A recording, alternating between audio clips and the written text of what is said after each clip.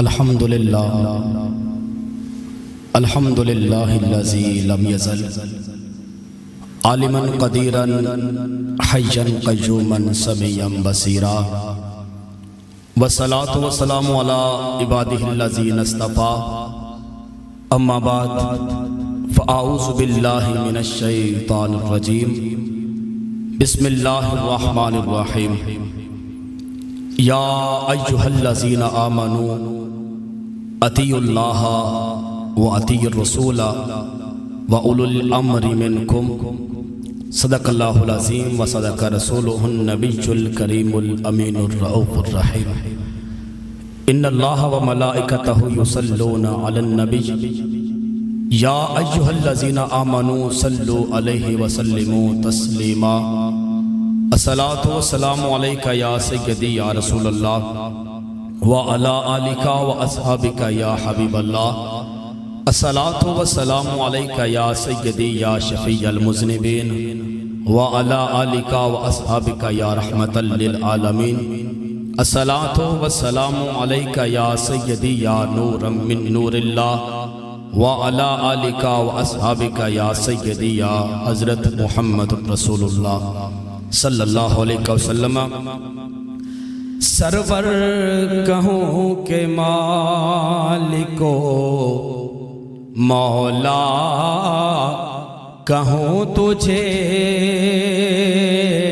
سرور کہوں کہ مالکو مولا کہوں تجھے سرور کہوں کہ مالکو مولا کہوں تجھے سرور کہوں کہ مالکو مولا کہوں تجھے باغ خلیل کا گلے زیبا کہوں تجھے باغ خلیل کا گلے زیبا کہوں تجھے اور تیرے تو وصف عیب تناہی سے ہے بری تیرے تو وصف عیب تناہی سے ہے بری حیران ہوں میرے شاہ میں کیا کیا کہوں تجھے حیران ہوں میرے شاہ میں کیا کیا کہوں تجھے اور لیکن رضا نے ختم سخن اس پہ کر دیا لیکن رضا نے ختم سخن اس پہ کر دیا خالق کا بندہ خلق کا آقا کہوں تجھے خالق کا بندہ خلق کا آقا کہوں تجھے سرور کہوں کہ مالکو مولا کہوں تجھے اللہ تبارک و تعالی جل جلالہ وعمن والہ وعظم شانہ وتم برہانہ کی حمد و ثنا اور بارگاہ رسالت مآب صلی اللہ علیہ وسلم میں ہدیہ صلاۃ و سلام کا نذرانہ پیش کرنے کے بعد نہایت ہی واجب الاحترام حاضر عظیم مقام اور سامعین عظیم محتشم اللہ جل مجدہ کے پاک کلام میں سے ایک آیت کریمہ تلاوت کی اس میں خالق کائنات نے مومنوں کے نام ایک حکم ارشاد فرمایا یا ایھا الذین آمنوا اے ایمان والو اطیعوا اللہ اللہ کی اطاعت کرو وَأَطِيعُوا الرَّسُولَ اور اس کے رسول کی اطاعت کرو وَأُولُو الْأَمْرِ مِنْكُمْ اور تم میں سے جو صاحب اقتدار ہیں جو اولو الامر ہیں ان کی بھی اتباع کرو حضرات ذوالوقار، آج کا ہمارا جمعۃ المبارک کا جو موضوع سخن ہے، چونکہ یہ سفر المسفر کا مہینہ جاری ہے، اس کی 25 تاریخ کو مجدد دین و ملت کشتہ محبت رسول میں فنا ہونے والی ہستی اور دین کی مردہ رگوں کو زندہ کرنے والی ذات شاہ احمد رضا خان فاضل بریلوی کے وصال پر نور کی تاریخ ہے۔ آپ کے حوالے سے آج ہماری گفتگو ہوگی۔ حضرات ذوالوقار، شاہ احمد رضا خان فاضل بریلوی یہ صرف ایک نام نہیں ہے، یہ صرف ایک شخصیت نہیں ہے، بلکہ قیامت تک آنے والے مسلمانوں کے لیے ایک نظریے کا نام ہے، ایک سوچ کا نام ہے، ایک فکر کا نام ہے۔ شاہ احمد رضا خان فاضل بریلوی اہل سنت و جماعت کی قیامت تک کے لیے پہچان کا نام ہے۔ حضرات ذوالوقار، آپ نے اس جہان میں آنکھ کھولی اور اس وقت آپ دنیا میں جلوہ گر ہوئے جس وقت زمانے کے اندر بدعات، شرک، کفر کا عروج تھا اور ہر اعتبار سے، ہر طرف سے آپ سرکار کے صحاب کی ذات کے اوپر، کبھی سرکار کے اہل بیت کی ذات کے اوپر، کبھی خود آپ سرکار کی ذات کے اوپر، حتیٰ کہ خالق کائنات کی ذات پر بھی لوگوں نے طرح طرح کے بہتان اور الزام باندھنے شروع کر دیے تھے۔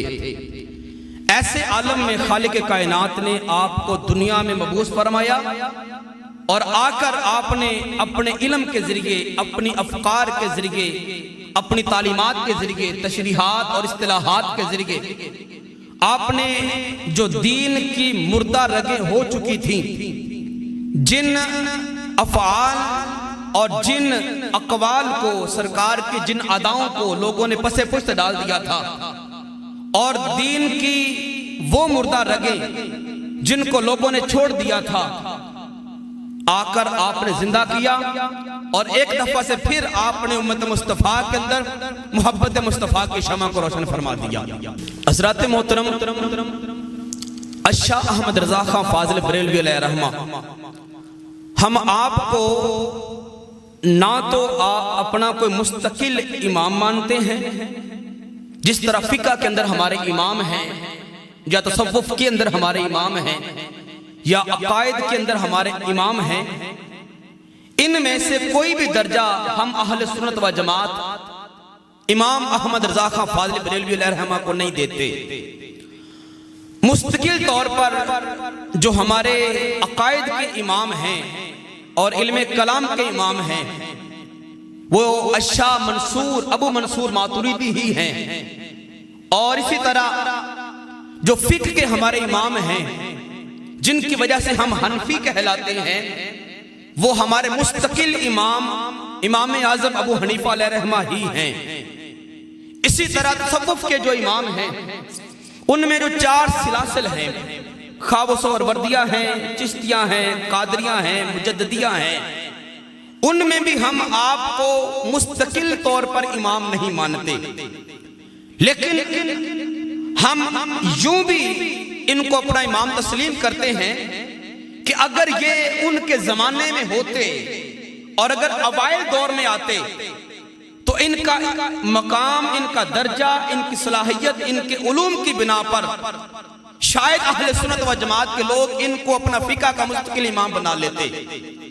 اگر ان کی طریقت کی طرف دیکھتے ہیں اور ان کے تصوف کے علوم کی طرف دیکھتے ہیں تو شاید اہل سنت و جماعت کے لوگ ان کو اپنا تصوف کا امام بھی بنا لیتے۔ اور اگر ہم ان کو عقائد کے اندر بولتا ہوا دیکھتے ہیں، علم کلام کے اندر ان کی جد و جہد، محنت اور ان کے علوم پر لکھی ہوئی کتابیں دیکھتے ہیں، تو شاید اہل سنت و جماعت کے لوگ ان کو مستقل طور پر عقائد کا اپنا امام بھی بنا لیتے۔ لیکن یہ اللہ تبارک و تعالیٰ کی تقسیم ہے، خالق کائنات کا یہ کلیہ قانون ہے کہ خالق کائنات سرکار نے شاہ فرمایا ان اللہ یبعث لہذہ الامہ، اللہ تبارک و تعالیٰ کی ذات اس امت کے اندر ایک شخص کو بھیجتی رہے گی علی رأس مئۃ سنۃ، ہر 100 سال کے اینڈ پہ، ہر 100 سال کے بعد ایک شخص کو بھیجا کرے گی، یجدد لہا دینہا، میں یجدد لہا دینہا، جو آ کر دین کی مردہ رگوں کو زندہ کر دے گا اور دین کے اندر آ کر تجدید کرے گا، اور دین جو لوگ چھوڑ چکے ہوں گے اور دین کے اندر جو بدعات اور نئی نئی رسومات پیدا ہو چکی ہوں گی، وہ شخص آ کر ان رسومات کا ختم کر دے گا اور دنیا والوں کو وہ دین دے جائے گا جو عین رسول اللہ کے زمانے کے اندر دین تھا، جو بہاریں دین اسلام کی اصحاب کے دور میں، تابعین یا تبع تابعین کے دور میں تھیں، وہ 100 سال کے بندہ بعد میں آئے گا اور آ کر دنیا والوں کو وہی بہاریں دے کے چلا جائے گا۔ یہ اللہ تبارک و تعالیٰ کی تقسیم ہے، اس کی قدرت کا فیصلہ ہے کہ خالق کائنات نے آپ کو اول دور کے اندر مبعوث نہیں فرمایا۔ اگر آپ اول دور میں ہوتے تو آپ کا مقام بھی انہی لوگوں میں ہی ہوتا جو فقہ کے یا تصوف کے یا کلام کے ہمارے امام ہیں۔ آپ کو خالق کائنات نے 18ویں صدی کے اندر بھیجا، اور یہ زمانہ بھی بدعات کا زمانہ تھا اور فسق و فجور کا زمانہ تھا، اور الزامات خالق کائنات کی ذات کے اوپر اور محمد مصطفیٰ کی ذات کے اوپر، اصحاب کے اوپر اور اہل بیت کے اوپر لگائے جا رہے تھے، اور لوگوں کے عقائد کو مسخ کیا جا رہا تھا۔ کہیں پہ دیوبندیت کا زور ہے، کہیں پہ وہابیت کا زور ہے، کہیں پہ مرزا قادیانی کا زور اور چکڑوالیوں کا زور، ارد گرد کئی ایک جو دین کے مخالف جو طاقتیں تھیں وہ عروج پر تھیں۔ ایسے دور میں خالق کائنات نے ایک مرد قلندر کا انتخاب کیا جسے الشاہ احمد رضا فاضل بریلوی کہتے ہیں۔ اس نے آ کر دنیا والوں کو تمام قسم کے ان جھوٹے دلالوں اور جھوٹے کوئی نبوت کا دعویٰ کر رہا ہے، کوئی بدعات کی ایجاد کر رہا ہے، کوئی شرک دین میں داخل کر رہا ہے، ان سے بچایا اور دنیا والوں کو وہ دین کی بہار دے گئے جو محمد مصطفیٰ کے دور کے اندر تھی۔ حضرات ذوالفقار، مجدد یہ ایسا شخص ہوتا ہے جو پورے زمانے کے لیے بطور مدار بنتا ہے، اور اس کا علم، اس کی اصطلاحات، اس کی لکھی ہوئی تحریرات اور اس کی دی ہوئی جتنی بھی علوم کی جتنی بھی فراوانی ہے، وہ اس قسم کی ہوتی ہے کہ اگر کوئی بھی دنیا میں بسنے والا بندہ کسی بھی قسم کا کوئی مسئلہ حل کرنا چاہے، کوئی کسی قسم کی دقت دشواری پیش آ جائے، تو مجدد شخص ایسا ہوتا ہے جو اس بندے کی ہر طرح کی مصیبت کو اور پریشانی کو اور مسئلے کا حل کر کے اس کے سامنے رکھ دے۔ تھوڑی آواز بھی کٹا دیں، اس تلڑے بٹھے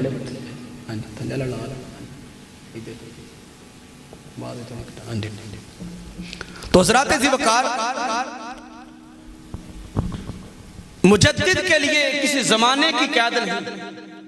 سرکار نے فرمایا کہ ان اللہ یبعث لہذہ الامہ، اس امت کے اندر خالق کائنات ایک شخص کو بھیجے گا جو دنیا والوں کے اندر دین کو آ کے تجدید کر کے، اس کو بنا سوار کے، نکھار کے، جو سرکار کے دور میں دین تھا وہ پیش کر کے چلا جائے گا۔ لیکن اس کے لیے یہ قید بھی نہیں ہے کہ ہر اگلے 100 سال کے بعد اللہ پاک دوبارہ بھیج دے، یہ قید اضافی سی ہے۔ مولانا مودودی نے بھی یہ بات لکھی تھی تحذیر الناس اور احیاء علوم کے اندر، احیاء دین کے اندر، اس نے کہا تھا کہ مجدد کے لیے یہ بات لازم نہیں ہے کہ وہ ہر 100 سال کے بعد میں آئے۔ اگر کوئی مجدد، اس کی اصطلاحات، اس کا علوم، اس کی جو نا کتب ہیں لکھی ہوئی، اگر وہ اس قسم کی ہیں، ان کے اندر جو اس نے بدعات کا رد کیا وہ اس قسم کی ہیں، اگر خالق کائنات کی ذات چاہے تو 4 صدیوں پر بھی اس کا رنگ برقرار رکھ سکتا ہے اور اس کا فیض برقرار رکھ سکتا ہے۔ مجدد الفسانی علیہ رحمہ، آپ کو 4 صدیاں بیت گئیں، مولانا مودودی بھی کہتا ہے کہ آج 4 صدیاں بیت گئیں، لیکن آج بھی ان کی اصطلاحات زندہ ہیں اور 1000 سال تک ان کا زمانہ باقی رہے گا۔ مجدد کے لیے 100 سال کی قید جو لگائی گئی وہ اضافی سی ہے، اور اگر مجدد کی اصطلاحات، اس کا علوم، اس کی تعریفات، اس کی اصطلاحات اس قسم کی ہوں تو خالق کائنات اس کی تجدید، اس کا دین کے اندر جو محنت و جد و جہد ہے چاہے تو 4 صدیوں تک میں برقرار رکھ لے۔ حضرات ذی وقار، یہ مجدد کی نشانی ہے۔ اور ایک بات اور ذہن میں رکھ لیں، مجدد جو ہے وہ خود نہیں بنتا، وہ خود بخود نہیں بنتا، نہ اپنے مطالعے کے بل پر، نہ اپنی محنت کے زور پر، نہ اپنے علم کی وجوہات کی بنا پر۔ مجدد جو ہے اس کو بنانے والی ذات خود رب ذوالجلال کی ہوتی ہے۔ سرکار نے فرمایا ان اللہ یبعث، کہ خالق کائنات کی ذات مجدد منتخب کر کے پھر 100 سال کے آنے میں دنیا میں بھیجتا ہے۔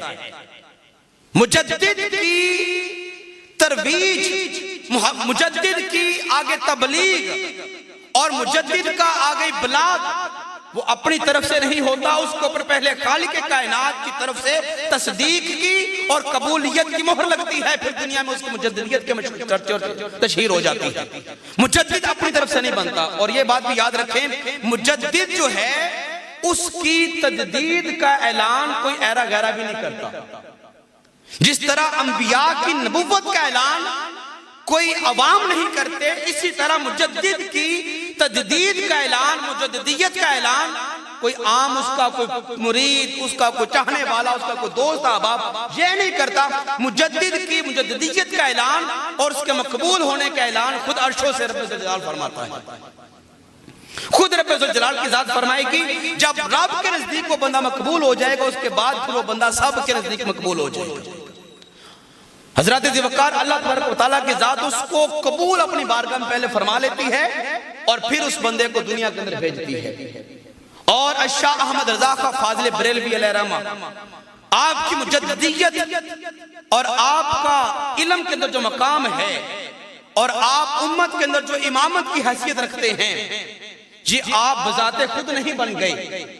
جس طرح آج لوگ اپنے آپ کو کوئی مجدد کہہ رہا ہے، کوئی مفتی اعظم کہہ رہا ہے، طرح طرح کے ٹائٹل لگائے ہوئے ہیں، اور اس ٹائٹل کے اوپر جو رہنمائی کرنے والے لوگ، جو دلیل دینے والے لوگ، جو اس کی تشہیر کرنے والے لوگ، وہ ان کے اپنے مرید ہیں۔ اب امام وہ ہوگا، مجدد وہ ہوگا جس کی امامت کے فیصلے، جس کی مجددیت کے فیصلے خالق کائنات کی ذات خود فرمائے گی۔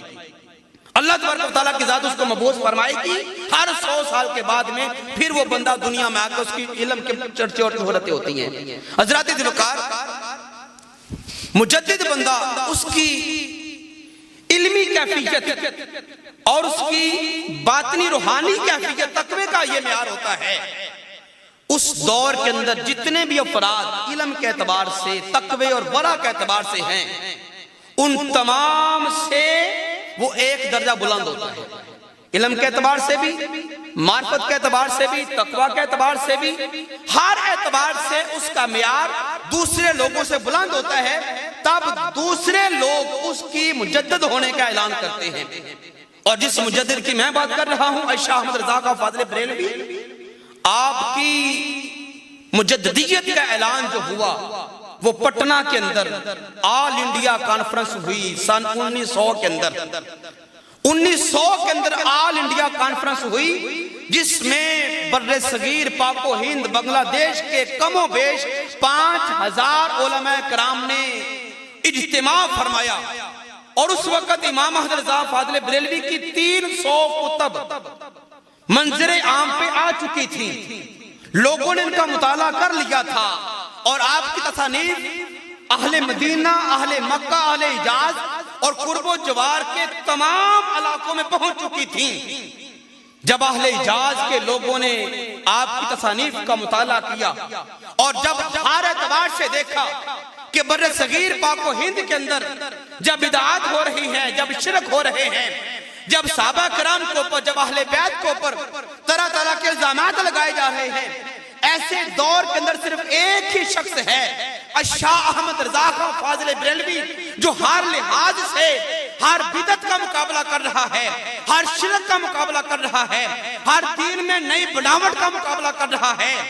ایسے دور میں 5000 علماء کرام کا اکٹھ ہوا اور ان علماء کرام کی موجودگی میں جب 300 کتب کا مطالعہ ان لوگوں نے کیا اور منظر عام پہ آپ کی کتب آ گئیں، اس وقت لوگوں نے اعلان کیا کہ اس صدی کا جو مجدد ہے وہ ہمارے سامنے بیٹھا ہوا ہے، الشاہ احمد رضا خان فاضل بریلوی۔ مجدد ہونے کا اعلان عام مریدین بھی نہیں کرتے، عوام الناس بھی نہیں کرتے، پیر کے مرید نہیں کریں گے کہ ہمارا پیر صاحب بڑا مجدد ہے، اور چاہنے والے اعلان نہیں کریں گے کہ ہمارا آقا و مولا، ہمارا پیر، ہمارا عالم بڑا مجدد ہے۔ مجدد کا اعلان بھی مجدد ہی کریں گے، مجدد کا اعلان بھی وقت کے علماء ہی کریں گے، مجدد کا اعلان بھی مفتیان اعظام ہی کریں گے۔ 5000 علماء کرام کا اکٹھ ہوا آل انڈیا پٹنہ کانفرنس کے اندر سن 1900 میں، جس وقت اتنا وہ دور تھا، نہ کوئی بلاغ کے ذرائع ہیں، نہ کوئی فون سسٹم ہے، نہ کوئی قاصدوں کا طریقہ کار۔ ایک احساس کے ناطے اور علم کی طلب میں لوگ دور دراز علاقے سے آئے، 5000 علماء کرام کا اکٹھ ہوا، جس اکٹھ میں 300 سے زائد تصانیف آپ کے لوگوں کے سامنے پیش کی گئیں۔ جب ہر اعتبار سے آپ کو لوگوں نے پرکھا اور آپ کو لوگوں نے جانا، اس وقت زمانے کے اندر جب آپ کا دور تھا، سن 1900 کی بات کر رہا ہوں، اس وقت اشرف علی تھانوی کا زمانہ ہے، رشید احمد گنگوہی کا زمانہ ہے، قاسم نانوتوی کا زمانہ ہے، اور کئی ایک مولانا زکریا کا زمانہ ہے، کئی ایک دیوبندی اور کئی ایک وہابی، اور ان سے بڑھ کر جو سب سے بڑی شیطانی طاقت تھی، جو تعاونی طاقت تھی، وہ مرزا قادیانی کی طاقت تھی، جس نے اس وقت نبوت کا جھوٹا دعویٰ کیا ہوا۔ ایسے دور کے اندر جب اہل حجاز کے لوگوں نے دیکھا کہ اگر بر صغیر کے اندر جب اشرف علی تھانوی یہ کہہ رہا تھا کہ لوگوں علم دو طرح کا ہوتا ہے، ایک کلی ہوتا ہے، ایک جزوی ہوتا ہے، اگر کلی علم سرکار کے لیے مانو تو یہ تو شرک ہو گیا، کلی علم تو سرکار سے نہیں بلکہ خدا تعالیٰ کے پاس ہے، کائنات کا ہر ذرے کا ذرے ذرے کا علم، کلی علم یہ تو خدا تعالیٰ کے پاس ہے۔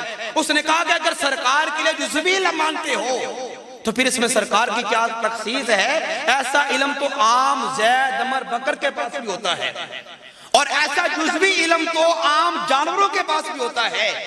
اگر سرکار کے لیے جزوی علم مانتے ہو تو پھر اس میں ان کی کیا تخصیص ہے؟ حالانکہ جملہ کفریہ ہے۔ جب اشرف علی تھانوی نے یہ کہا کہ سرکار کے پاس اگر جزوی علم ہے تو ایسا علم تو عام جانوروں کے پاس بھی ہوتا ہے، تو اس کا جواب دینے والے شاہ احمد رضا خان بریلوی۔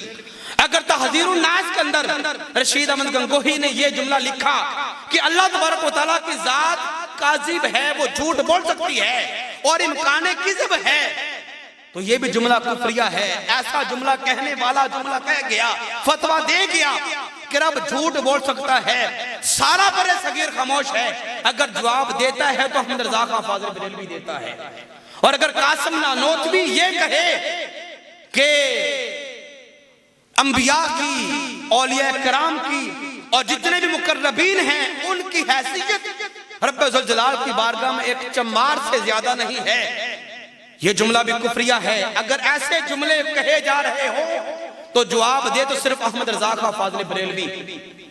اور اگر ادھر مرزا قادیانی قادیان میں بیٹھ کر یہ اعلان کرے کہ میں اللہ کا نبی ہوں، میری طرف وحی آتی ہے اور میں اللہ کا محبوب ہوں، میں خاتمیت کے منصب پہ فائز ہوں، اگر ایسے جملے ہو رہے ہوں تو جواب دے احمد رضا خان فاضل بریلوی۔ اور جب طرح طرح کے لوگ انبیاء کے اوپر، اولیاء کرام کے اوپر، خدا تعالیٰ کی ذات کے اوپر الزام باندھ رہے ہوں، ایسے عالم میں اتنے برے صغیر کے اندر ایک شخص میدان عمل میں کھڑا ہے اور ہر طرح کے فتنے کو اپنے سینے کو لے رہا ہے اور ہر طرح سے محنت کر کے، جد و جہد کر کے لوگوں کو بدعات سے بچا رہا ہے، شرک سے بچا رہا ہے، کفر سے بچا رہا ہے۔ جب علماء حرمین شریفین نے یہ دیکھا کہ 300 کتب شاہ احمد رضا خان فاضل بریلوی کی صرف اور صرف محبت مصطفیٰ کو پر شائع ہو چکی ہیں اور امت مصطفیٰ کو صرف اور صرف وہ بدعات کو بچانے کو برشایا کر چکا ہے، تو 5000 علماء کرام کی موجودگی میں یہ فیصلہ ہوا اس امت کا اگر کوئی مجدد ہے تو وہ شاہ احمد رضا خان فاضل بریلوی ہے۔ یہ فیصلہ ہوا 5000 علماء کرام کے سامنے، 3000 کتب، 300 سے زائد کتب آپ کی تصانیف ہو چکی تھی، اور مرتے دم تک جو آپ نے تصانیف کی ہیں ان کی تعداد جو چھپی ہوئی کتب ہیں وہ 1000 سے زائد ہیں۔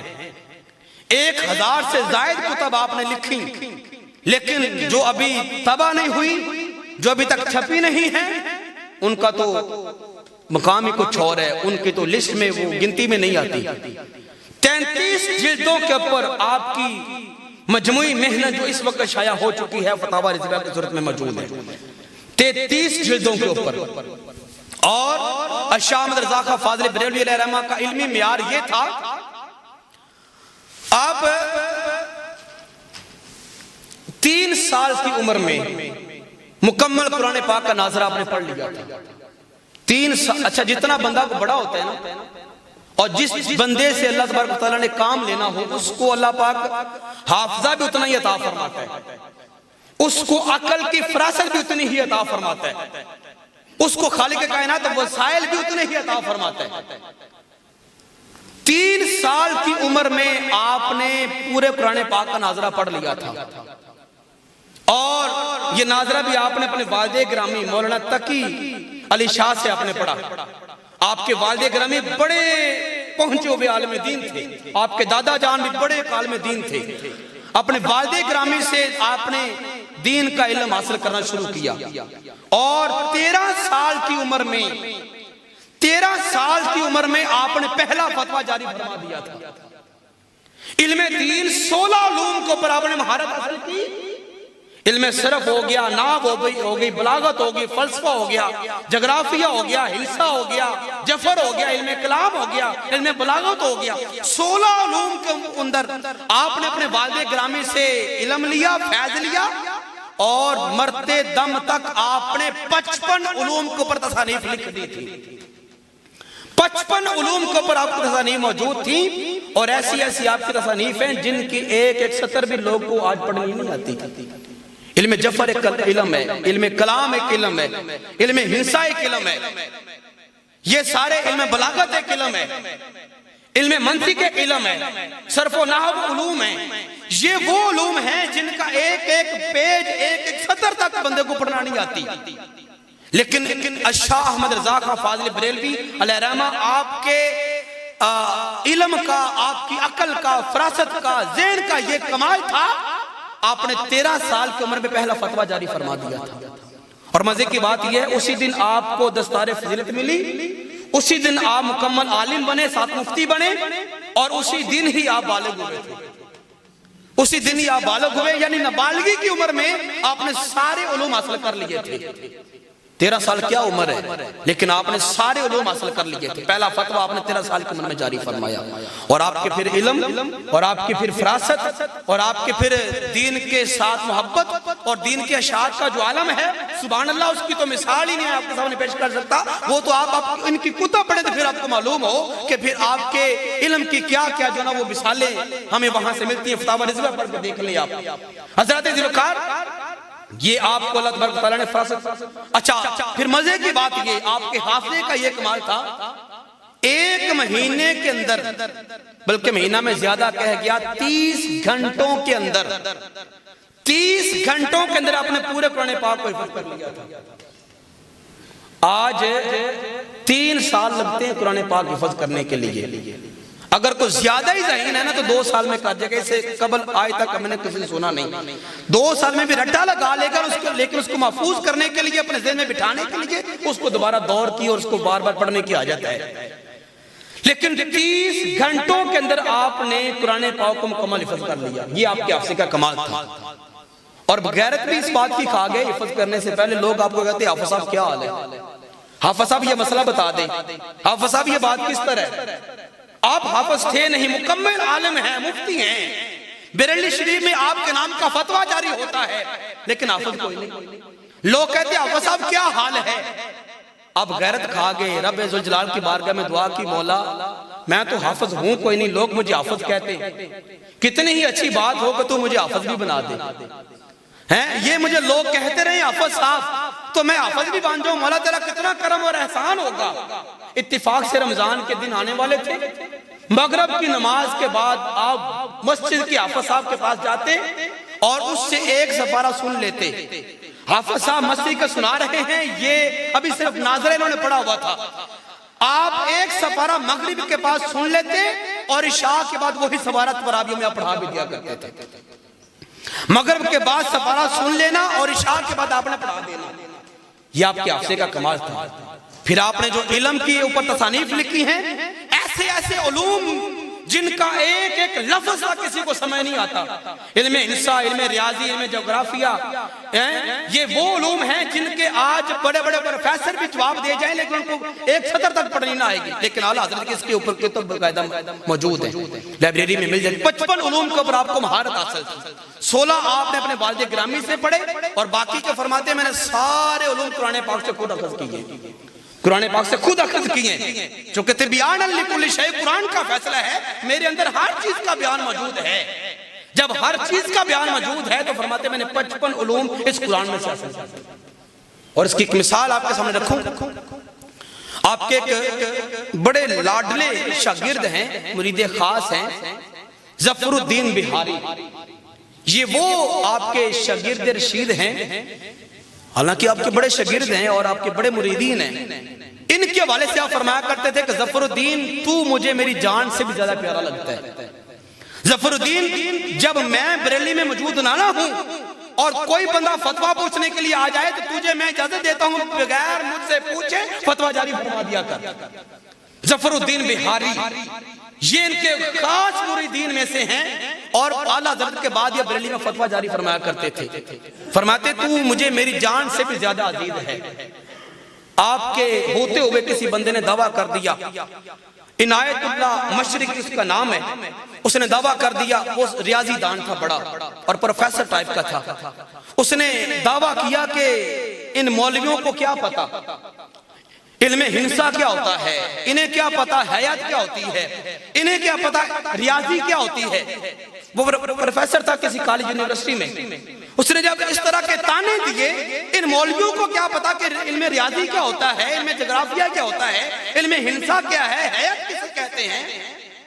اس نے کہا میں ریاضی دان ہوں، میں فلاں یونیورسٹی میں ٹیچر ہوں، لیکچرار ہوں، میں دلی سے لے کر آگرہ تک کا جو طول البلد اور عرض البلد ہے میں اگر چاہوں تو ابھی تمہارے سامنے نکال کے رکھ دوں، ہے کوئی مولوی جو نکال کے دے؟ جب اتنی بات ہوئی ظفر الدین بہاری بھی وہاں مجلس میں موجود تھے، جلال میں آئے، فرمانے لگے او عنایت اللہ کشمیری، تو یہ کہتا ہے کہ میں دلی سے لے کر آگرہ تک کا طول البلد اور عرض البلد نکال کے رکھ سکتا ہوں، مولویوں کو نہیں پتا حیات کیا ہوتی ہے، ریاضی کیا ہوتی ہے، ہنسے کیا ہوتے ہیں، اور کس طرح یہ ناپ تول کیا جاتا ہے، کیسے ماپا جاتا ہے زمین کو؟ اچھا بتا کتنی دیر میں نکال کے دکھائے گا؟ اس نے کہا میرے ساتھ شرط لگاؤ، میں ابھی بیٹھتا ہوں، 24 گھنٹے مجھے دے دو، ایک دن اور ایک رات کا وقت دے دو، 24 گھنٹوں کے اندر دلی سے لے کر آگرہ تک کے اندر جتنے ضلع آتے ہیں، جتنی تحصیلیں آتی ہیں، جتنے کلومیٹر ہیں، جتنے میٹر بنتے ہیں، جتنے سینٹی میٹر بنتے ہیں، میں ایک ایک انچ کو ناپ تول کر کے دلی سے لے کر آگرہ تک کا فاصلہ 24 گھنٹوں میں تمہارے سامنے لکھ کر رکھ دوں گا۔ یہ عنایت اللہ کشمیری نے جملہ بولا، آپ نے فرمایا 24 گھنٹے لگیں گے تجھے دلی سے لے کر آگرہ تک کا طول البلد اور عرض البلد نکالنے میں؟ میں اعلیٰ حضرت کا ایک خاص مرید، ان کا شاگرد ہوں، ان کا نوکر ہوں، اور بات کرتے ہیں تو علماء کے ساتھ، بات کرتا ہے تو دین کے وارثوں کے ساتھ جن کو خالق کائنات نے پورے قرآن کے علوم کے خزانے عطا فرمائے ہیں، تو 24 گھنٹے کی بات کرتا ہے۔ آ میرے سامنے بیٹھ، تجھے 24 گھنٹوں کا ٹائم دیتا ہوں کہ تو دلی سے لے کر آگرہ تک کا نکال کے دکھا۔ یہ اللہ کا بندہ، یہ اعلیٰ حضرت کا مرید خاص تیرے ساتھ شرط لگاتا ہے کہ 24 घंटे तो बहुत बड़ी बात है। मशरिक से लेकर मगरिब तक और शुमाल से लेकर जनूब तक पूरी रुए जमीन का तूलुल बर्द और अर्जुल बर्द, जितने इस दुनिया के अंदर मुल्क हैं, जितने मुल्कों में ज़िला हैं, जितने जिलों के अंदर शहर हैं, सारे तूलुल बर्द और सारे अर्जुल बर्द एक एक इंच, एक एक सेंटीमीटर तक तुम्हें अल्लाह के फजल से 24 मिनट में निकाल के दिखाऊंगा। तू 24 घंटों की बात करता है दिल्ली से आगरा। मैं अल्लाह हजरत का मुरीदे खास हूं, मुझे उन्होंने अपना बेटा करार दिया है। मैं 24 मिनट में पूरी दुनिया का निकाल के दिखाता हूं। और सिर्फ ये बात नहीं थी, आपने उस मौके पे निकाल के दिखाया, निकाल के दिखाया। पूरी दुनिया का तूलुल बर्द के दुनिया की लंबाई कितनी है, दुनिया की चौड़ाई कितनी है, ये कितने किलोमीटर लंबी है, इसमें मीटर कितने बनते हैं, इसमें सेंटीमीटर कितने बनते हैं, इसमें फुट कितने बनते हैं, इसमें इंच कितने बनते हैं। यहां तक होता है तूलुल बर्द और अर्जुल बर्द। मशरिक से लेकर मगरिब तक, शुमाल से लेकर जनूब तक फरमाया 24 मिनट में निकाल के दिखाता। ये आपके इल्म का या आपके शागिर्दों के इल्म का ये मियार है। तो जिस आला हजरत के शागिर्द ऐसे हैं, उसका अपना मकाम क्या होगा। ये तो आप फतावा रिज़विया पढ़ के देखिए, आपकी तसानीफ पढ़ के देखें, ऐसी ऐसी तसानीफ हैं, मैंने पहले अर्ज कर दिया, एक सतर तक बंदे के समझ नहीं आती और 55 उलूम के ऊपर आपको महारत हासिल थी। हजरत ज़ुल्फ़िकार रब्बे ज़ुल जलाल की ज़ात जिस बंदे से काम लेती है ना, उसको फिर हाफ़िज़ा भी उतना अता फरमाती है, भी उतनी अता फरमाती है, और उसके पास इख्तियारात और अल्लाह पाक उसको कुदरतें और ताकतें भी उतनी ही अता फरमा देता है। ये आला हज़रत का मियार था, आला हज़रत की ये ताकत थी बातनी, जो अल्लाह पाक ने आपको अता फरमाई, आपकी रूहानियत को जो अल्लाह पाक ने अता फरमाई, आपकी अक्ल का जो नूर था वो इतना वसीर था। हज़रत ज़ुल्फ़िकार शाह अहमद रज़ा खां फ़ाज़िल बरेलवी रहमा, आप मक्का मुकरमा चले गए हज करने के लिए। जब आप हरमे काबा में गए तो वहां पे किसी शख्स ने, चूंकि वहां पे उन दिनों वहाबियत का उरूज था, नजदियत का उरूज था, और वो दिन ब दिन सरकार की ज़ात के ऊपर, सहाबा कराम की ज़ात के ऊपर, अहले बैत के ऊपर तनतशनी कर रहे थे और हर तरह से मुसलमानों के ईमान को लूटने की कोशिश कर रहे थे। उन दिनों मक्का मुकरमा के अंदर आपके पास एक सवाल पहुंचा, हरमे काबा में बैठे हुए सवाली ने यह सवाल किया कि तुम कहते हो, यानी एशिया के मुसलमान ये कहते हैं कि सरकार के पास इल्मे गैब था, अगर शाह अहमद रज़ा खां फ़ाज़िल बरेलवी तुम्हारे पास कोई दलील है तो उसके सामने पेश करो। ये सवाल आपके सामने जब पहुंचा, आपको ये बात मालूम है कि जब बंदा गहरे इलाके से जाता है ना मक्का मुकरमा, तो यकीनी बात है वहां पे जाके बुखार हो जाता है। अहमद रज़ा खां फ़ाज़िल बरेलवी आला हज़रत को वहां पे उन दिनों में 104 पर बुखार था। 104 बुखार की वो कैफियत है कि बंदा चलने फिरने से बिल्कुल ही ढाल हो जाता है। तो आला हज़रत वहां हरमे काबा में बैठे हुए, सवाल आ गया कि अगर सरकार के पास इल्मे गैब है तो उसका सबूत दो। सवाल आ गया, अब 104 बुखार भी है, पास कोई किताब भी कोई नहीं, ना कोई लाइब्रेरी है, बोली उनकी, इलाका उनका, वतन उनका, जबान उनकी, वो जो उस जबान के मालिक है अरबी, वो हम जैसे अजमी लोगों को गूंगे कहते हैं। खा यहाँ का कितना भी बड़ा कोई पढ़ा लिखा को अरबी दान ही क्यों नहीं है, वो कहता तुम तो गूंगे हो हमारे सामने। उनकी जबान, एतराज आ गया कि नबी के पास गैब का इल्म है तो बताओ। 2 घंटों के अंदर 104 बुखार की हालत में हरमे काबा में बैठकर बगैर मुताला के, बगैर किताबों की मदद के, बगैर किसी लाइब्रेरी में गए हुए, ऊपर मुनकरीन का इज्तिमा है और वो सोच में है कि आला हजरत आज क्या करते हैं, इनको जवाब आता है कि नहीं आता। 2 घंटों के अंदर अद-दौलतुल मक्किया सरकार के लिए गैब के ऊपर किताब लिख के उनके हवाले कर दिया, बगैर मुताला के, बगैर किताबों की मदद के अद-दौलतुल मक्किया लिख के उनके हवाले कर दी। लोगों ने किताब को पढ़ा, हवाले आपने मिशकात के दिए, आपने मुस्लिम के दिए, आपने बुखारी के दिए, आपने तिरमिज़ी, इब्ने माजा, अबू दाऊद, सियासता के आपने हवाले उस किताब में लिखे और कहा ये लो। ये तमाम हवालों से बात साबित होती है कि मुस्तफा करीम के पास अल्लाह पाक ने कायनात के ज़र्रे ज़र्रे का इल्म अता फरमाया हुआ था। इसे दिखाई, उसे दिखाई, उसे दिखाई, 500 उलमा कराम मक्का के उस किताब को देख रहे हैं, देख के हैरान हो रहे हैं कि जो हवाला मिशकात का लिखा है तो वो बात मिशकात में भी मौजूद है। जहां पे बुखारी का हवाला दिया तो सेम बुखारी से बात वही से मिल रही है। अगर मुस्लिम का हवाला लिखा है तो वो बात मुस्लिम में भी मौजूद है। نسائی کا حوالہ دیتے ہیں تو وہ بات نسائی میں بھی موجود ہے۔ ارے یہ کیسا بندہ ہے، اس کا حافظہ کتنا ہے، اس کے پاس عقل کتنی زیادہ ہے، اس کے پاس سرکار کی نظر کرم کتنی ہے اس کے اوپر۔ حوالے بغیر کتابوں کے لکھے ہیں، جو ہم کتاب کھنگالتے حوالہ اس کتاب میں موجود ہوتا ہے۔ یعنی ایسا حافظہ آپ کو اللہ نے عطا فرمایا تھا کہ سیاستہ کیا مکمل حافظ تھے، صفحہ با صفحہ آپ نے 2 گھنٹوں میں کتاب لکھ دی۔ وقت کے جو بڑے علماء تھے نے حجاز کے، ان تک بات پہنچی، انہوں نے فیصلہ کیا، آپ کے نام ایک پیغام چھوڑا۔ وقت کے بڑے بڑے علماء کرام نے کہا کہ امام احمد رضا خان وہ سرکار کی محبت کے موتی اور وہ سرکار کی فرما برداری کے موتی اور سرکار کے عشق کے موتی جو ہم مکہ میں رہ کر ان کتابوں سے تلاش نہ کر سکے، تو نے 2 گھنٹوں میں نکال کے ہمارے سامنے رکھ دیے۔ آج کے بعد اہل حجاز ہم بھی تمہیں وقت کا مجدد جانتے ہیں۔ مزہ وہ ہے کہ غیر بھی بات کو تسلیم کریں۔ اہل حجاز نے آپ کی مجددیت کا اعلان حرم کعبہ میں آپ کو سامنے کھڑے کر کے کیا۔ پھر ان لوگوں نے کہا کہ حضور آپ نے سارے دلائل تو دے دیے کتب میں سے، لیکن آپ نے اس میں علوم خمسہ کی بات نہیں کی۔ علوم خمسہ ہمارے اسلام میں یہ ایسے 5 علوم کو کہا جاتا ہے جن کا اللہ پاک نے قرآن میں ذکر فرمایا اور فرمایا کہ یہ وہ 5 علم ہیں جن کو میرے سوا کوئی نہیں جانتا۔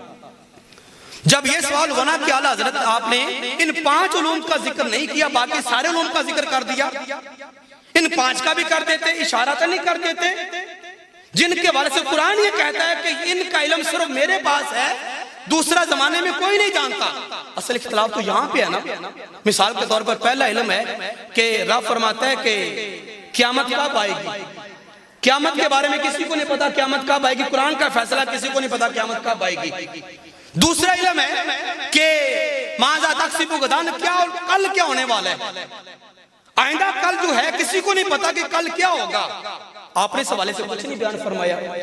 عورت جو ہے مؤنث جو ہے، خواہ وہ عورت ہے خواہ وہ کوئی جانور ہے مؤنث، وہ کیا پیدا کرنے والی ہے، ما فی الارحام، اس کا علم کسی کے پاس نہیں، قرآن کے اندر صرف خدا جانتا ہے۔ آپ اس کا بھی حوالہ ساتھ دے جاتے، کون بندہ مر کے کہاں پہ گرے گا، اس کا ذکر آپ نے نہیں کیا، حالانکہ یہ بھی غیب کا علم ہے۔ چونکہ ہمارا تو عقیدہ یہ ہے کہ سرکار قیامت بھی جانتے ہیں کب آئے گی، ہمارا تو یہ بھی عقیدہ ہے کہ سرکار کو ماں کے پیٹ کے اندر جو پیدا ہونے والا ہے اس کا بھی علم ہے، ہمارا تو یہ بھی عقیدہ ہے کہ کل کیا ہوگا سرکار پہلے جانتے ہیں، ہمارا تو یہ بھی عقیدہ ہے کہ مر کر بندہ کہاں پہ گرے گا سرکار کو یہ بھی پتا ہے۔ حالانکہ قرآن کہتا ہے کہ خدا کے سوا کوئی نہیں جانتا۔ آپ ان 5 علموں کا بھی حوالہ ساتھ دے جاتے، کیوں نہیں دیا؟ آپ نے فرمایا اصل میں بات یہ ہے کہ یہ سوال میں پوچھا ہی نہیں گیا تھا۔ اگر مجھ سے علوم خمسہ کے بارے میں پوچھتے نا تو پھر میں اسی طرف رہتا، اس کی وضاحت کرتا۔ مجھ سے تو مطلقاً پوچھا گیا کہ اگر سرکار کے پاس علم غیب ہے تو کتابوں سے ثابت کر کے دکھاؤ، میں نے وہ ثابت کر دیا۔ ہاں اگر تم یہ کہتے ہو کہ ان 5 علوم خمسہ کی بات بھی میں لکھ جاؤں، مجھے 1 گھنٹے کا مزید ٹائم دے دو، سارے علوم خمسہ کی بات ابھی تحریر کر کے تمہارے سامنے لکھ دوں گا۔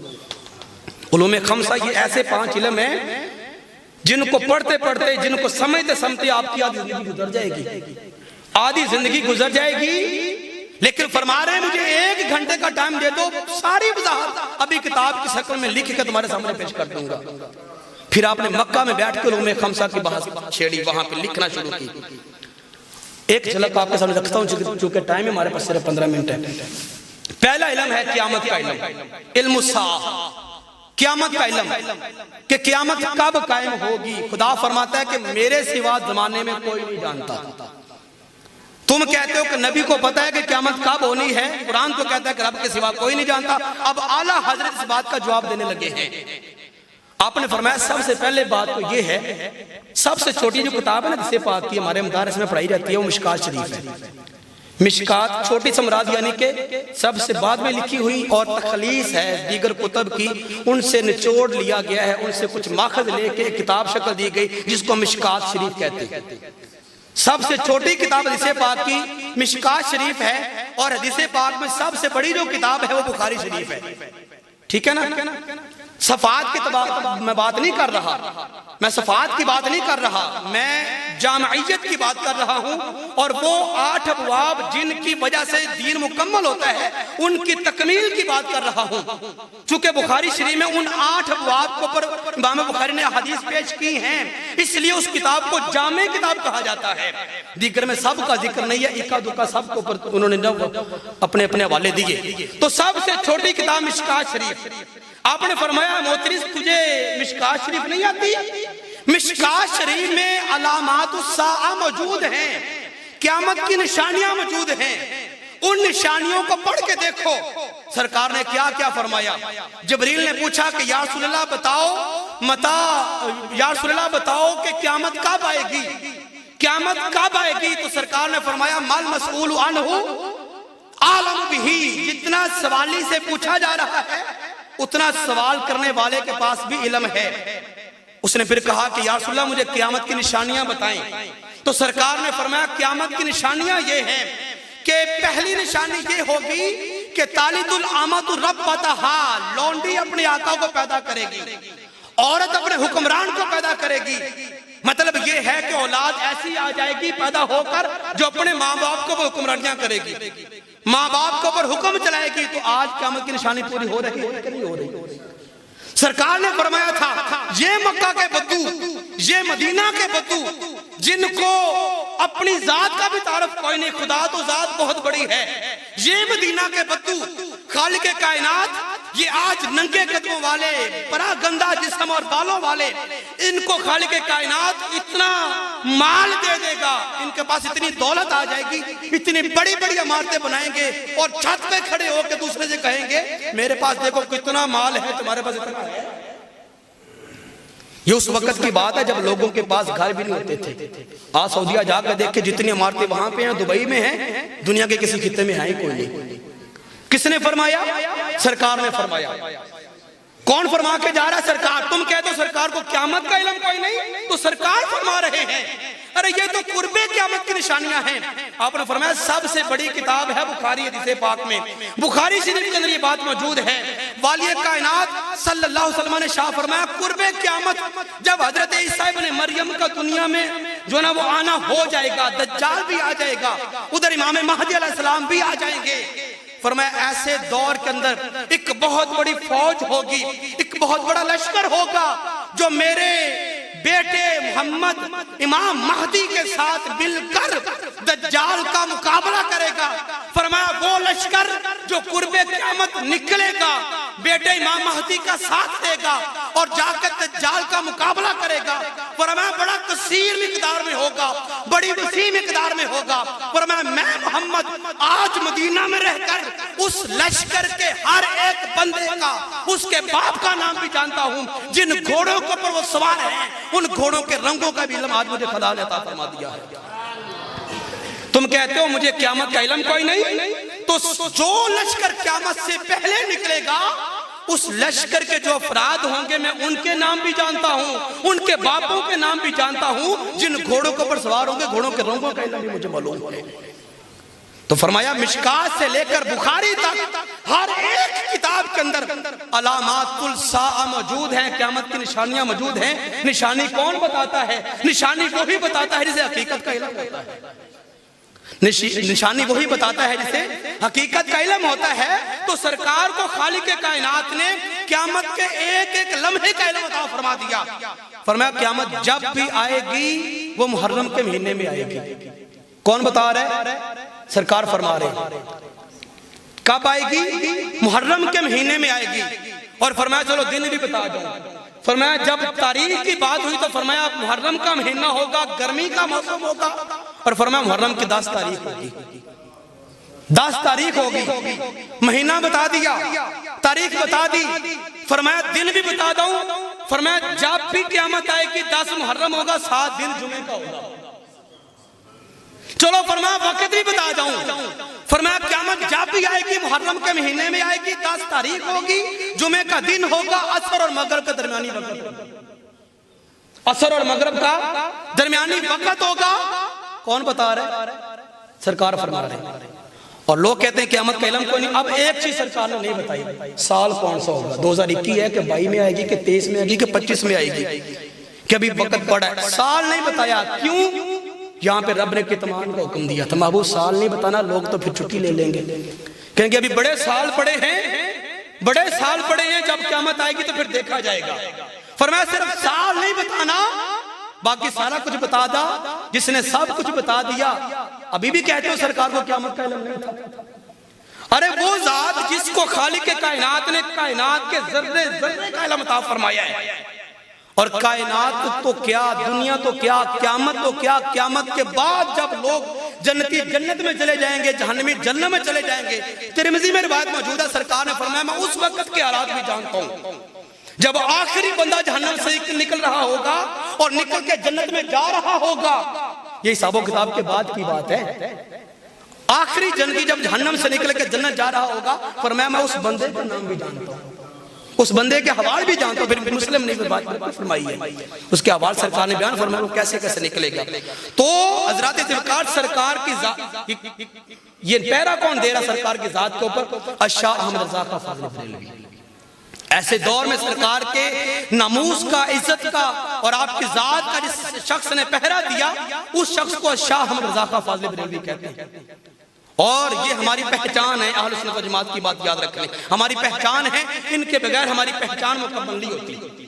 اور اچھا آپ نے تو یہاں تک لکھا، فرماتے ہیں کہ یہ تو چھوٹے چھوٹے غیب ہے، قیامت بھی چھوٹا سا غیب ہے، اور یہ کل کیا ہونے والا ہے یہ بھی چھوٹا سا غیب ہے، پیٹ کے اندر کیا ہے یہ بھی چھوٹا سا غیب ہے. آج تمہاری مشین بتا رہی ہے، محمد مصطفیٰ کو نہیں پتا تھا.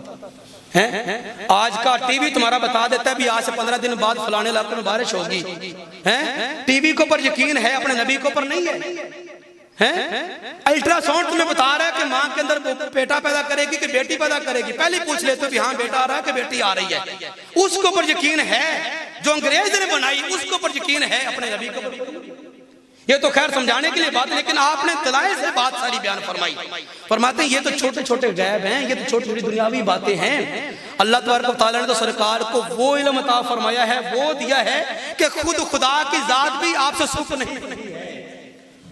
سب سے بڑا زمانے کا غیب اور سب سے بڑی مخفی چیز جو ہے اس کائنات کی، وہ خود رب ذوالجلال کی ذات ہے. اب خدا کی ذات بھی نہ چھپ سکا تو پھر دنیا تو چھپ کیسے سکتی تھی؟ چھپ کیسے سکتی تھی؟ بخاری میں یہ بات موجود ہے، سرکار نے فرمایا لوگو انی اعلمکم باللہ، تم سب سے زیادہ رب ذوالجلال کو میں جانتا ہوں. جاننا ہی تو علم ہوتا ہے نا. جاننا مکمل طور پہ تعارف ہو تو پھر جاننا کہتے ہیں. اگر بعض طرح کا تعارف ہو نا، یہ کتاب میرے سامنے پڑھی ہے مثال کے طور پر، تو آپ کہیں نا میں کتاب کو جانتا ہوں، اس کتاب میں کیا لکھا ہوا ہے، اس کا مطلب یہ کہ اے ٹو زیڈ جو بھی لکھا ہوا آپ سب کے حافظ ہیں اور سب جانتے ہیں. اگر آپ ایک بھی صفحے کے عالم نہیں ہے نا، نہیں جانتے اس صفحے پہ کیا لکھا ہوا ہے، آپ اس کتاب کے مکمل عالم نہیں ہیں. جب عالم نہیں ہے تو عالم تو اس سے بھی بڑے کو کہتے ہیں. میں اللہ کو اچھی طرح سے جانتا ہوں. داتا صاحب کی اگر ہم کشف المحجوب پڑھ کے دیکھیں تو آپ نے فرمایا کہ اللہ تبارک و تعالیٰ کے عارف بے شمار ہیں. عارف باللہ بڑے ہیں، بڑے لوگ ایسے ہیں جنہوں نے رب کو پہچانا. پہچان اور ہوتی ہے، علم اور ہوتا ہے. اب مینار پاکستان کئی بچوں نے نہیں دیکھا ہوگا، ہم ان کو بتاتے بھی مینار ایسا ہے، اس کے ارد گرد کا ماحول ایسا ہے، وہاں پہ اس کا محلے کو ایسا ہے. پہچان معرفت ان کی عقل میں ہے بھی ایسا ہو سکتا ہے. ذہن میں انہوں نے ایک حلیہ سا بنایا ہوا بھی ایسا مینار ہے. لیکن کچھ لوگ وہ بھی ہیں جنہوں نے مینار کو جا کے ہاتھ لگا کے چیک کیا کہ یہ مینار ہے. اب ان کا علم ان سے زیادہ ہے. پہلے والے ہیں عارف اور یہ ہے عالم. تو سرکار نے فرمایا میں نرا عارف بھی کوئی نہیں کہ سنو سنا کے جبریل سے میں نے پہچانا ہو. رب ذوالجلال کو کہ ایسا رب ہو سکتا ہے، ایسا ہو سکتا ہے، ایسا ہو سکتا ہے. فرمایا نہیں، میں عارف نہیں ہوں، میں عالم بھی نہیں بلکہ عالم.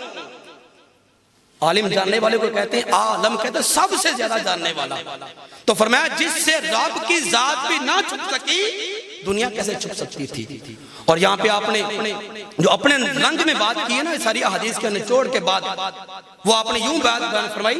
فرماتے اصل میں علم معلوم ہی کا نام ہوتا ہے. جس چیز کو آپ پہچاننا جاننا چاہتے ہیں نا، اس کو جاننے کا نام ہی علم ہے. علم اصل میں معلوم ہی کا نام ہے. جس شے کو آپ پہچاننا جاننا چاہتے ہیں نا، اس کو جان لینا ہی علم ہوتا ہے. اس سپیکر کو آپ جاننا چاہتے ہیں، اس کو ایسے مس کر کے چھو کے بول کے اس میں اور پکڑ کے دیکھ کے پہچانے کے، بچہ یہ ہے مائک. اس کو جاننا ہی اصل میں علم ہے۔ اور فرماتے ہیں کہ دنیا دار عالموں کی مثال کیا ہے، بڑے بڑے عالم دنیا کے لے آؤ، کوئی ایسا شخص بھی ہوگا، تم لوگ سرکار کے علم پہ فرمایا اعتراض کرتے ہو کہ سرکار کا علم یہ تھا وہ نہیں تھا، اس کا تھا اس کا نہیں تھا۔ اب اعلیٰ حضرت کی بولی سنو، آپ کس طرح لوگوں کو سمجھا رہے ہیں۔ آپ نے اپنے کلام میں بیان فرمایا، فرماتے ہیں کہ لوگوں دنیا کے عالموں کی مثال کیا ہے، کوئی شخص ایسا دنیا کا عالم ہے جس کے پاس ہواؤں کا علم ہے۔ آج لوگ ٹی وی پہ بیٹھ کے ہواؤں کا رخ دیکھ لیتے کہ ہوا کس سمجھ جا رہی ہے، اور لوگ ہوا کی رفتار بھی سپیڈ بھی معلوم کر لیتے کتنی سپیڈ میں آ رہی ہے۔ تو جو بندہ ہواؤں کا عالم ہے، چونکہ ہوا دنیا میں قید ہے، دنیا میں محیط ہے، دنیا میں محدود ہے، تو چونکہ ہوا محدود ہے تو محدود کے عالم کا علم بھی محدود ہی ہوا۔ جہاں پہ ہوا کا اند ہوگا اس کا بندے کا علم بھی ختم ہو گیا۔ ایسا ہی ہے جس بندے کے پاس پانی کا علم ہے، بڑے بڑے سمندر ہے دنیا کے اندر، اب جہاں پہ جا کے سمندر کی انتہا ہو جاتی ہے، وہاں پہ جا کے سمندر کے عالم کے علم کی بھی انتہا ہو جاتی ہے۔ کسی کے پاس پہاڑوں کا علم ہے، جہاں پہ جا کے پہاڑوں کا اختتام ہو گیا، وہاں پہ اس عالم کے علم کی بھی انتہا ہو گئی۔ کسی کے پاس چاند کا علم ہے، تو جہاں پہ جا کے چاند کے کناروں کی انتہا ہو گئی، وہاں پہ جا کے اس عالم کے علم کی بھی انتہا ہو گئی۔ کسی کے پاس ہے سیاروں کا علم، تو جہاں پہ سیاروں کی جا کے انتہا ہو گئی، وہاں پہ جا کے اس عالم کے علم کی بھی انتہا ہو گئی۔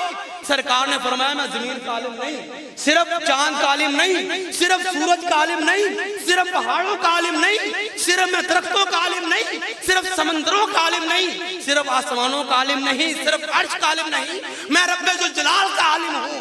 فرمایا نہ رب ذوالجلال کے مقام کی انتہا ہے، نہ رب کی ذات ختم ہو، نہ اس کے جاننے والے کا علم کبھی ختم ہو۔ تو فرمایا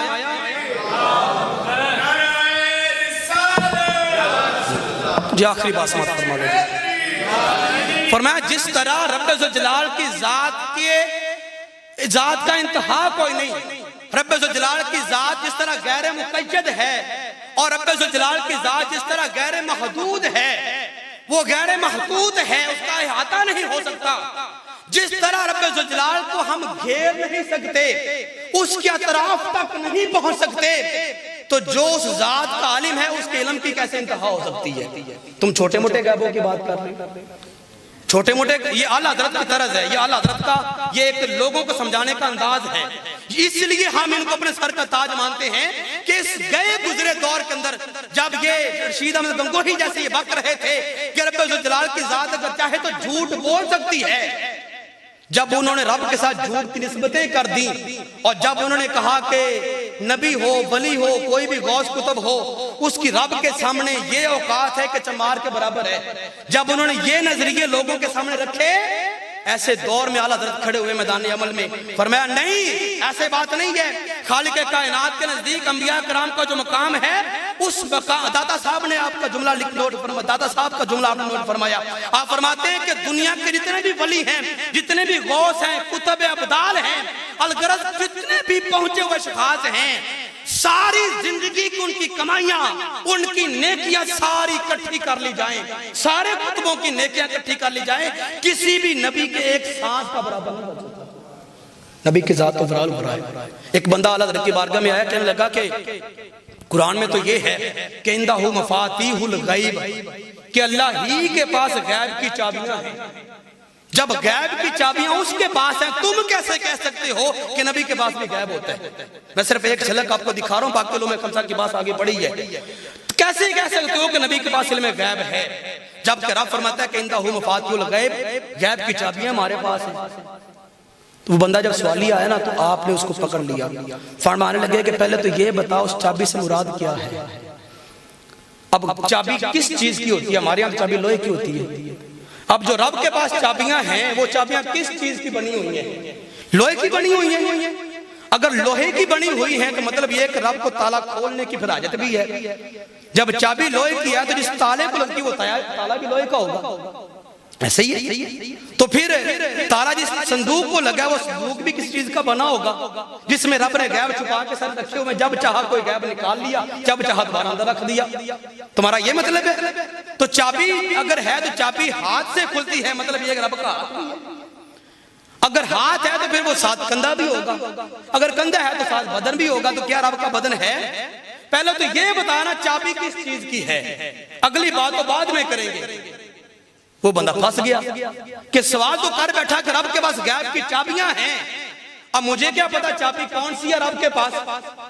آپ نے فرمایا چابی نہ تو لوہے کی ہے، نہ تو پتھر کی ہے، نہ تو لکڑی کی ہے، نہ کسی اور دنیاوی چیز کی ہے۔ فرمایا چابی رب جلال کے پاس جو ہے نا وہ ایک حیات ہے، ایک حیات جس کو ہم اپنی حیولہ کہہ لیں، جس کو ہم کہتے ہیں کن ہو جا، یہ ہو جا یہی چابی ہے۔ اصل میں کن ہی رب کی چابی ہے، تو کن حیات ہے۔ فرمایا رب کے پاس کوئی لوہے پتھر کی چابیاں نہیں ہیں۔ اور دوسری بات سن، آپ نے فرمایا رب نے صرف یہ نہیں فرمایا کہ عندہ مفاتیح الغیب، ایسا ہی جملہ رب نے ایک اور جگہ بھی فرمایا۔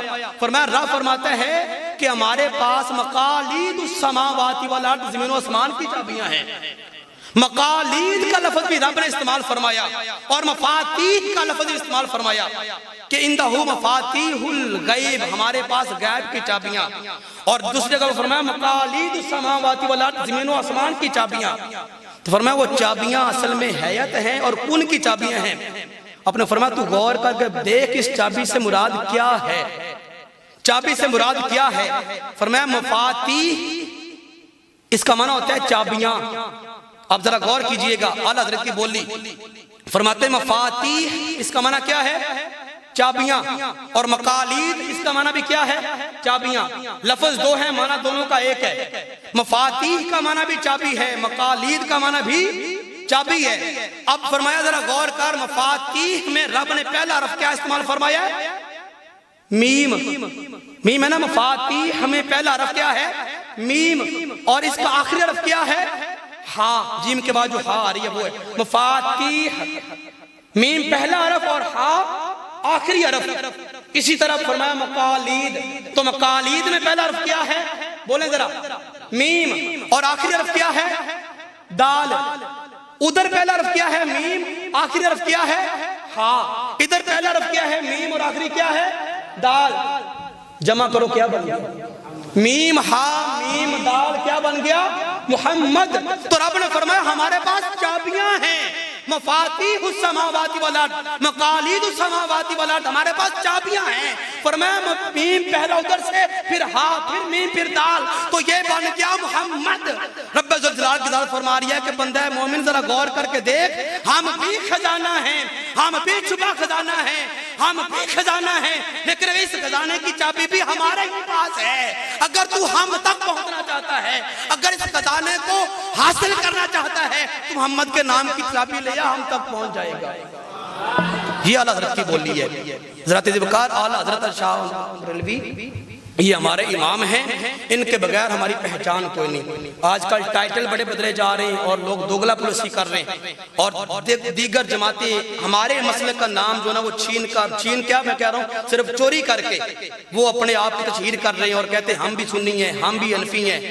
ایسا نہیں ہے۔ ہماری آخری جملہ دے رہا ہوں، ایک آخری، ہماری پہچان قیامت تک جو اس وقت موجود ہے وہ اہل سنت و جماعت حنفی بریلوی ہے۔ یہ یاد رکھیں، ہماری پہچان، ہمارے مسلک مذہب کا نام کیا ہے؟ اہل سنت و جماعت حنفی بریلوی۔ یہی عقیدہ سچا ہے، یہی عقیدہ برحق ہے، جو اس پر ہے وہی کامیاب ہے۔ اللہ پاک اسی کو پر جینے اور مرنے کی ہمیں توفیق عطا فرمائے۔